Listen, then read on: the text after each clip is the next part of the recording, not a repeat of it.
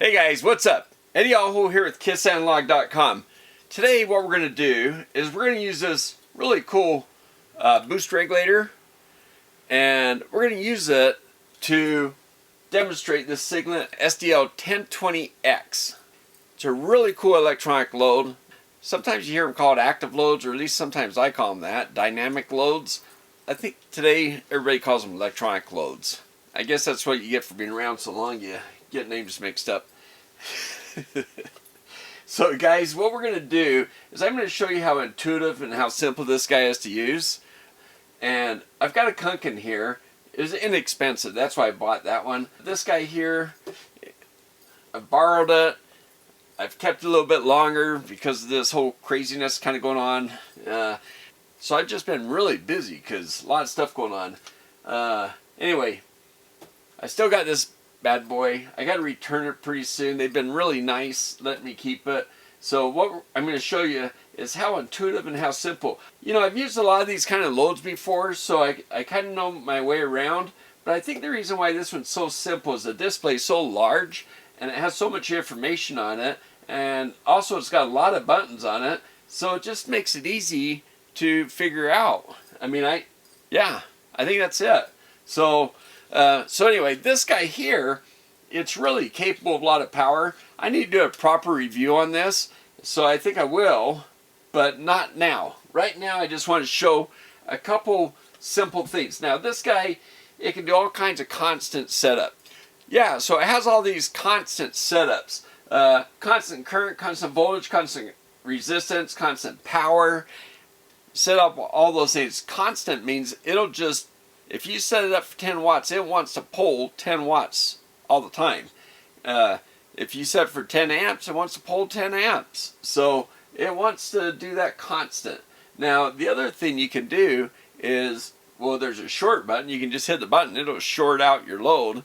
But the other really cool thing, why I guess I call them active loads or dynamic loads, is that you can set it up to pulse, to turn on and off. I've done another video on this where I kind of introduced this guy, kind of showed how he worked, okay? But this time what I want to do is actually use it on a product, and I want to first set it up just to draw a constant current and show how easy that is. If you want to check your output ripple on a power supply at certain load levels, or you want to turn it on and off at certain load levels, it's nice to do that. And we'll capture it with the GWN stick. It felt a little left out last time when I was ganging up on it with all this Siglent stuff, so I think I'll use the GW this time. And what we'll do is we'll use one voltage probe just to look at the output, and we'll use this Handtech CC65 current probe. It's inexpensive. It's like 65 bucks. It's pretty cheap, but it actually works pretty well. So we'll use that to watch the current on the output, and I'll use this old Harrison, old HP. This is really old. This is before they, changed their names to Agilent and Keysight. This is, back when they're called Harrison.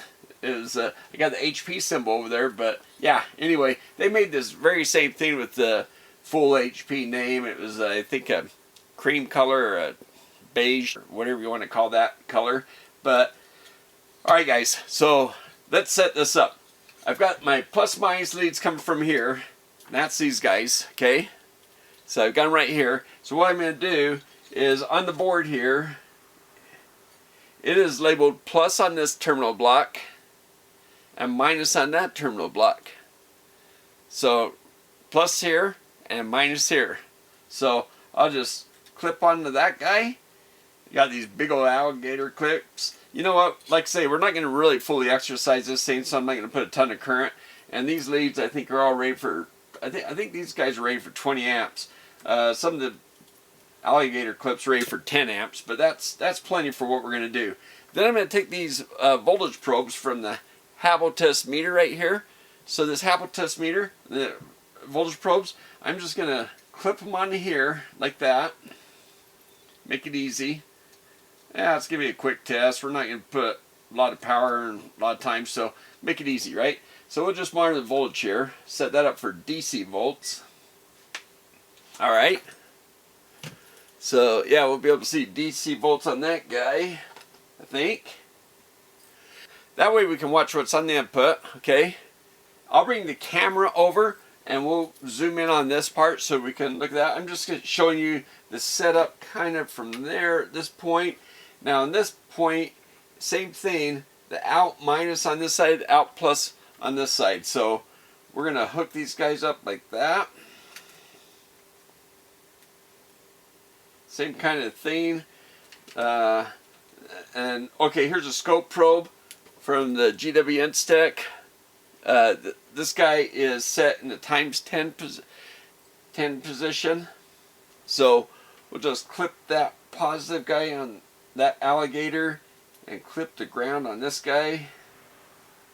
Yeah, I should have made those things longer so I could have clipped everything on easier.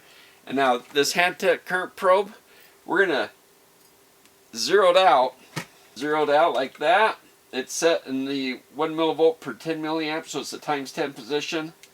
And current goes in this way, so I'm just going to hook that in right like that. So it'll sit right there and take the current readings. Okay? So hey, we're all set. Nope, one more thing. I want to take this guy. Let's see, where am I going to set it up? I'll set it up right here. And what I want to do with this guy is I want to show you something. I've got the probe just sitting right there inside the power supply. I'm going to take this and just sit them right there inside there, okay? And what I'm going to do is when we set up this power supply, I'm going to bring this up to 12 volts right here. But then when I apply a load, and we're going to start off with just 1 amp load on the output, okay? Now it's a boost converter. It's going to boost this guy up to 19 volts. This guy, you can set the voltage and you can set the current limit on it. So it's a really cool boost regulator. But let's just go ahead and set it up. I'm going to bring up the voltage. Okay, you'll see the voltage come up to 12 volts here on the meter. Okay, now what I'm going to do is I'm going to go just over 12 volts. I'm going to turn on this load, okay? I've got this set up here. It's just for constant current right now. Got the constant current button in. I'm going to just push the button and it's putting 1 amp on it. And what happened is this voltage here on this meter dropped to 11.98. So I'm going to crank it up just a little bit. Okay, so it's 12 volts. I just want to put 12 volts at the input when it's on load, okay? And just to account for some losses on the leads. So the reason I use this meter is it shows 12.07. So 0.07 volts is dropped across the leads. Now watch what happens when I turn off the load. It jumps up to 12.13, and so does this guy. They're pretty close. This one says 12.14. So what happens is now that we don't have any current flowing through the wire, the voltage kind of popped up. But it popped up a little higher than the voltage that was dropped across the wires because this guy also kind of floats up a little bit with no load on it. So yeah, just a little bit, but it did. So when I turn it back on, it's 1207 up here and 1201 here. So 6 millivolts. When I turn it off, so it's about 6 millivolts float on this. Kind of, I think that was just coincidental that it drops the same amount as the leads on the cable. But okay, so that's why I did that. So now, all right, guys. So we got the test set up, all set up the way we want it. We've got it running. You can hear that guy buzzing maybe. This guy over here says 19 watts, and we're all good. So now I'm going to bring the camera over and we'll zoom in on this so you can watch me play with this and see what happens here. All right? Okay guys, so let's just jump into this. We've got this guy here set at constant current. Okay, here's all the different modes. I got another video, I'll put the link below. And down here we got current set and different ranges, different current ranges. So we got right here set at 1, pretty easy. Okay, and then here's the information right now. It's reading 19.2 volts at the terminals. And look at all those decimal places. Pretty nice displays. A lot of resolution there. Okay, and you see the big old knurls here. Really neat. And then this wheel, it kind of pushes in so you can kind of move this thing around and select things. Like, see how I select the current because it's right there? I can go this way, all kinds of different ways to do it, through the pad, inner, the thumb wheel. I mean, really nice, easy to use. So, scope. Channel 1 is times 10. Channel 2 is times 10. But channel 1, they're both pretty much set the same way. DC, 10x, full bandwidth, okay? And it's voltage mode. Channel 2, I've got it set at current, and it's set at 10x as well. Same thing, full bandwidth, DC coupling, okay? So, turn off those guys. The scale, right now I've got it set for 5 milliseconds.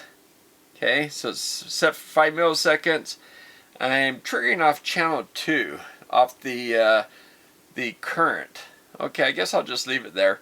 And there's the level, and it's set it for DC, nothing special. Okay, channel 1 is the voltage. It's set for 10 volts per division. Channel 2 is 500 milliamps per division. And down here I've got a measurement set up for the voltage, 19.2 volts. So 19.2 up here. See the guy here. Now I can bring this, you know what, I'm going to bring the voltage down, stretch it out a little bit more so you get a little better resolution.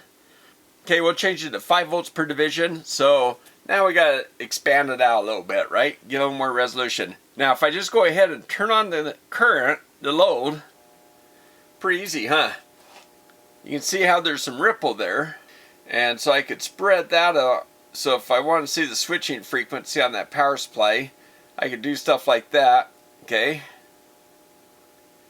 So you could, look at your ripple, you could do things like that, but we're just going to do some fun stuff right now. We're just going to show you some more interesting stuff. Instead of just looking at that, I'm going to set it back to 5 milliseconds.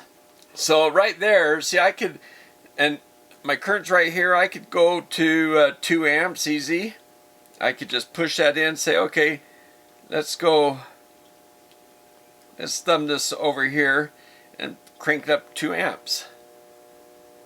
Or I could come over here and say, no, I want 2 amps and 20 millivolt, or I want 1 amp and 10 milliamps.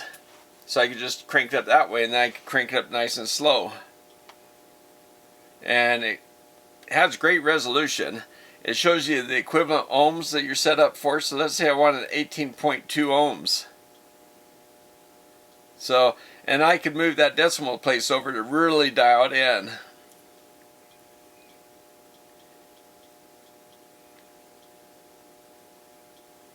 That's pretty darn close to 18.2 ohms. So yeah, you can do things like that, okay? But let's do something a little more fun.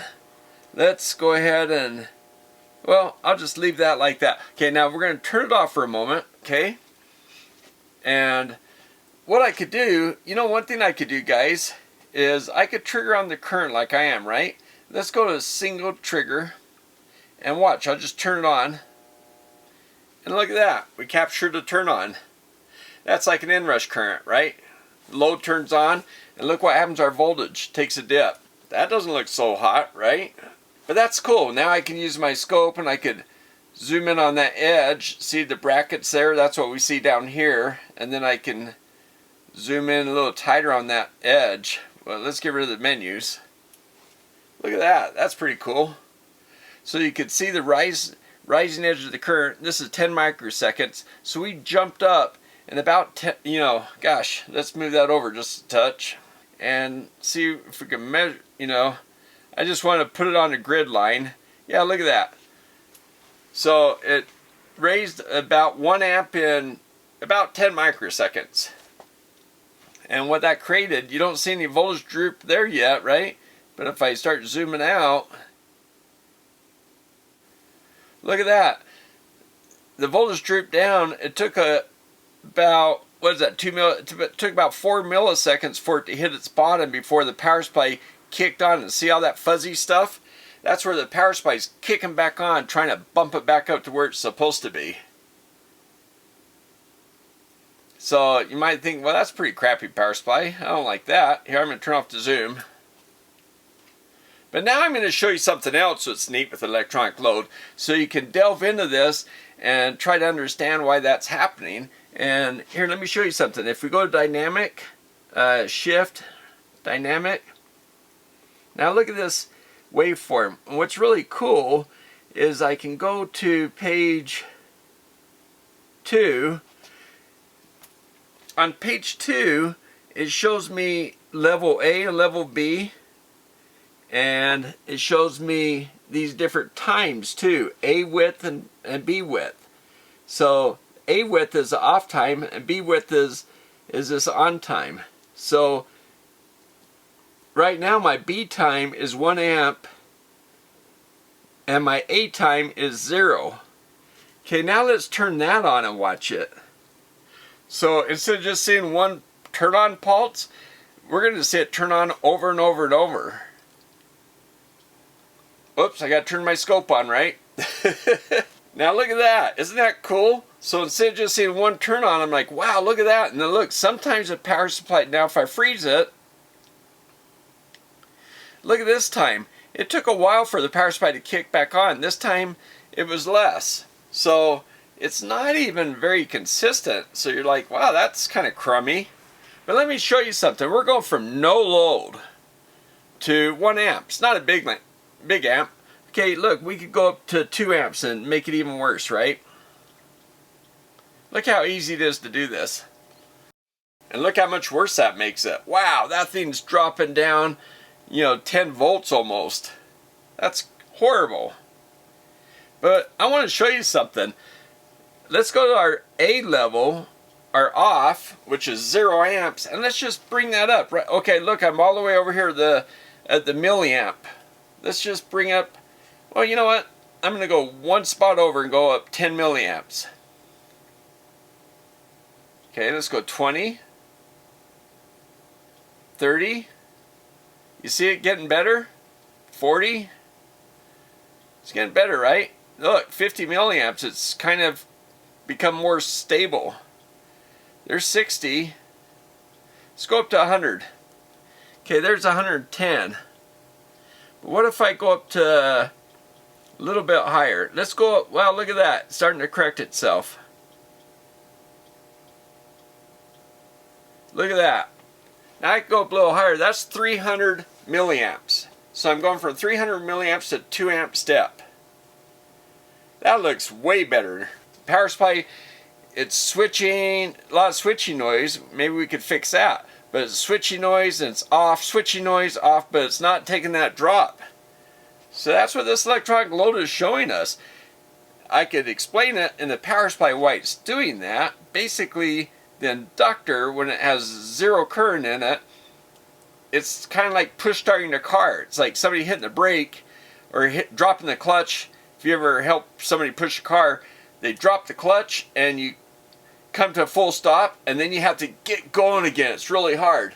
But if they let go of the clutch just before the car fully stops and push the clutch back in so you can keep pushing the car before it comes to a full stop, then you can keep the car going easier. And then they could drop the clutch and try it a few times to get the car going. But if they leave the clutch disengaged long enough, you come to a full stop and you're stopping and going. That's a long explanation. Basically, the inductor's dry, runs out of current, has to boost up the current. The power supply takes a while to fill up the inductor. Okay, once the inductor has current, it can regulate better. So that's a short story. All right, guys. So sorry about that. Let me just show you something. 2 amps, you're thinking like, yeah, but what if you went 3 amps? That thing's going to go to junk again. Okay, let's try that. 3 amps. More switching noise, but look, it's not really dropping out. So even at 3 amps, it's got a lot of switching noise, but it's still pretty rock solid.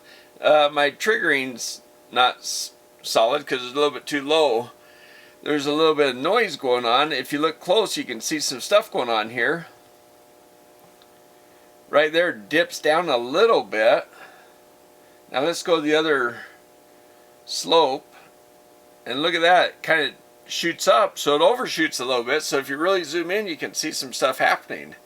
So you see how useful electronic load is?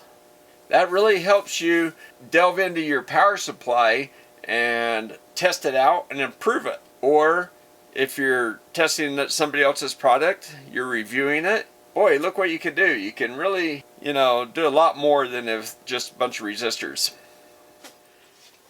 Hey guys, so what do you think? Hey, give the video a thumbs up if you like it. That really does help the video a lot. Helps, the YouTube ratings and all that kind of stuff. I want to thank the Patreons and all the supporters. The support through PayPal or through Patreon. That really nice, guys. Really generous. I want to thank everybody for watching the videos. That's, of course, why I'm here. And it makes it fun to do this stuff. Hope you guys are learning something. This electronic load is pretty cool, huh? Maybe I'll have to buy one of these one day if I save up some coins. It's pretty cool. This guy was inexpensive. It's okay. It's not a Siglent. It's not near as easy to set up. This guy is, wow, that's fun. A lot of things you can do with that. Developing power supply designs, testing power supplies, reviewing them, it's just really cool. Be neat to use that more often, huh? But, alright, well, we got what we got, and now I can sit here and salivate over test equipment. But, yeah, I got to return that. I want to thank the Siglent folks, Jason Chanko, for sending that to me and letting me use that. Those guys are really cool, really helpful, and it's nice to get the support like that. So, thanks for watching the video. We'll see you next time.